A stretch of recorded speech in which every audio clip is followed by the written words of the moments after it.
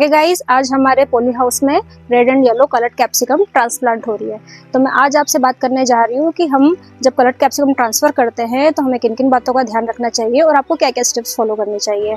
तो सबसे पहले आता है कि आपकी मिट्टी और आपको न्यूट्रिएंट अच्छे से मैनेजमेंट करना चाहिए। जैसे आप देख पा रहे होंगे मेरे ये बेड्स हैं और ये अच्छे से ड्रेन्ड ऑफ है। इनको ट्रांसफ़र करने से पहले ही आज सुबह हमने ड्रिप चला दी थी काफ़ी देर तक और ये मिट्टी अच्छे से गीली हो चुकी है। उसी के बाद हमने ट्रांसफ़र करना चालू किया है। उसके बाद आपको न्यूट्रिएंट मैनेजमेंट अच्छे से कर लेना चाहिए। एनपीके का रेशियो अच्छे से चेक कर लेना चाहिए। सॉइल का पीएच 6 to 6.8 होना चाहिए इसमें। ये सब आप चेक करने के बाद ही अपनी ये कैप्सिकम की सैपलिंग्स को ट्रांसप्लांट करें।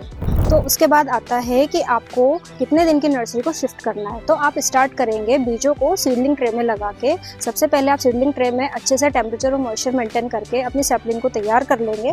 फिर जब वो 6 to 8 वीक की हो जाएगी, करीबन 40 से 45 दिन की पौध, उसको आप ट्रांसफ़र करेंगे। जैसे मेरे यहाँ पे ये पौध है, आप देख रहे हैं काफ़ी हेल्दी पौध है। और जब ये 3 से 4 ट्रू लीव्स आ जाती है, इस स्टेज पे हम इसको ट्रांसफ़र करते हैं। ट्रांसफ़र करने से पहले जो ये स्टेम है ये अच्छी खासी थिक हो जानी चाहिए।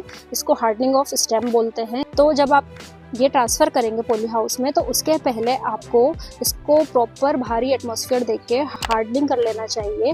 हार्डनिंग मीन्स जो ये स्टेम है इसको थिक होने में टाइम लगता है और जब आप इसको ट्रांसफ़र करेंगे तो एकदम से इनको कोई शॉक ना लगे मिट्टी का, पानी का, टेम्परेचर का, इसलिए ये हार्डनिंग करना बहुत ज़रूरी होता है। तो जब आप ट्रांसप्लांट करते हैं तो आपको ये ध्यान रखना चाहिए कि 2 पौधों के बीच में 30 से 45 सेंटीमीटर का गैप होना चाहिए। आप यहाँ देख सकते हैं काफ़ी स्पेसिंग रखी हुई है हम लोगों ने। और ट्रांसप्लांट करने के बाद आपको इन सैपलिंग को अच्छे से वाटर करना चाहिए।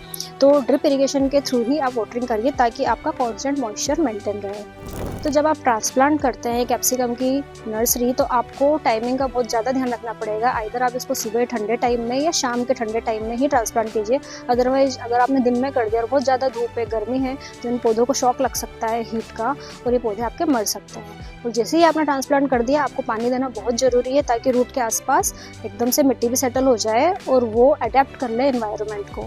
तो किसी भी तरीके का शॉक नहीं लगने देना है। आइदर हीट हो गया, टेम्परेचर हो गया, पानी हो गया, सूखा हो गया, किसी भी तरीके का इनको शॉक नहीं लगना चाहिए।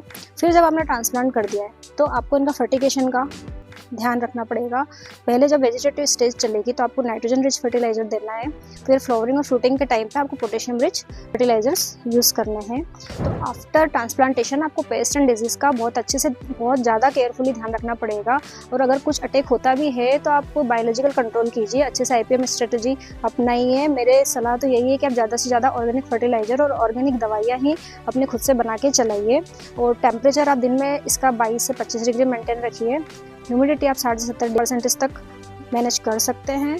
और आफ्टर ट्रांसप्लांटेशन जब फ्रूट अपनी अच्छे से साइज़ और कलर गेन कर लेता है अराउंड 90 to 120 डेज़, तब आप इसको हार्वेस्ट कर लीजिए। और जो मैंने स्टेप्स बताई है ये आपने अच्छे से फॉलो करी है तो आप पॉली हाउस में 1 एकड़ के पॉली हाउस से काफ़ी अच्छा प्रोडक्शन ले सकते हैं और काफ़ी अच्छी इनकम कर सकते हैं। अगर आपको इसका पूरा इकोनॉमिक्स जानना है, कितनी कॉस्ट बैठती है प्लांटेशन की, पौध कितने में आती है, कितना फर्टिलाइज़र लगता है, कितना इसका पेस्ट मैनेजमेंट में दवाइयाँ खर्च होती है, पूरा ओवरऑल अगर आपको इसका इकोनॉमिक्स समझना है तो आप कमेंट सेक्शन में ज़रूर पूछिए।